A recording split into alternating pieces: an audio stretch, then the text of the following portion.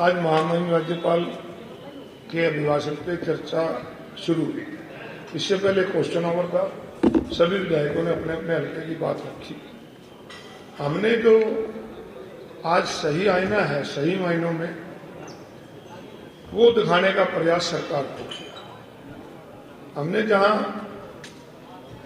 धान घोटाले का जिक्र आया, हमने कहा कि पंजाब के अंदर तो केंद्र की सरकार जांच की मांग दे रही है, तो हरियाणा में क्यों नहीं? हरियाणा में पिछले 10 साल से किसान को लूटा जा रहा है, बहुत बड़ा घोटाला है। और हमने तो सरकार से ये भी मांग की है कि इसकी सीबीआई की जांच हो और सरकार उन किसानों को मुआवजा दे जिनको लगातार लूटा जा रहा है। नमी के नाम पे उनसे कट लगा के खरीदते रहे और सरकार को चूना लगाने का काम किया।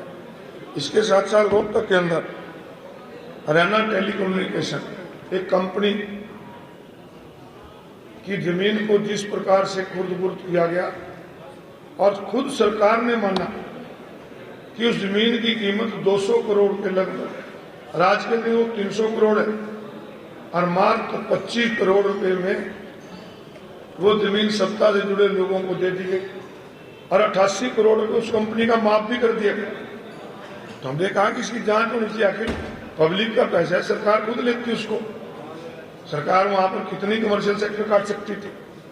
इस तीसरा हमने जो ये दीनदयाल उपाध्याय के नाम पे आवासीय योजना है, हमने कहा इसमें बहुत बड़ा लोगों को नुकसान हो रहा है, क्योंकि जब पहले बुढ़ा होता था, आजकल हरियाणा शहरी प्राधिकरण में अगर वो काटती थी तो नो प्रॉब्लम नो लॉस को प्लाट देती थी, ड्रा निकलता था, SC/BC का रिजर्वेशन होता था, इकोनॉमिकल वीकर सेक्शन का होता था, हाउसिंग बोर्ड के फ्लैट ड्रा के द्वारा दिए जाते थे।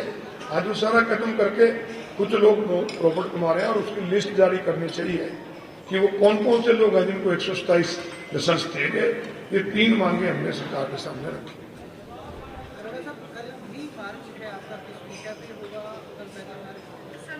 हरियाणा प्रदेश के हर इशू को लेकर, चाहे उसमें मनरेगा की बात है, चाहे वो जो डील हुई है भारत और अमेरिका की, इसके साथ साथ आज स्कूलों में मास्टरों की कमी है, अस्पतालों में डॉक्टर और स्टाफ की कमी है, पुलिस डिपार्टमेंट में सिपाहियों की कमी है, और जो आज हरियाणा प्रदेश के अंदर किसान की दुर्दशा हो रही है, इन सब मुद्दों को लेकर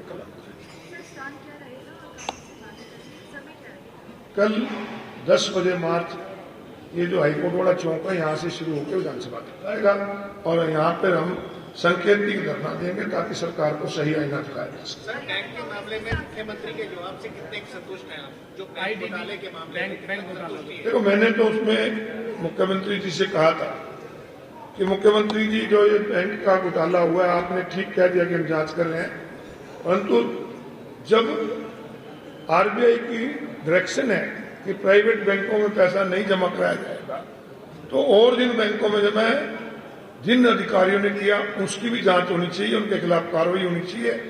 क्योंकि डायरेक्शन के बाद भी अगर ये बैंक प्राइवेट बैंकों में जा रहा है तो कहीं ना कहीं मिली भगत से जा रहा है, कहीं ना कहीं सुविधा सुलभ के लिए जा रहा है। सर, जो पहले मांग किस तरीके की मांग की आपने? इंडिपेंडेंट एजेंसी से होनी चाहिए, स्टेट पुलिस ही कर रही है, कैसे? तो सरकार ने कहा कि हम इसको जांच कराएंगे। अब सरकार किसको जांच देती है, सरकार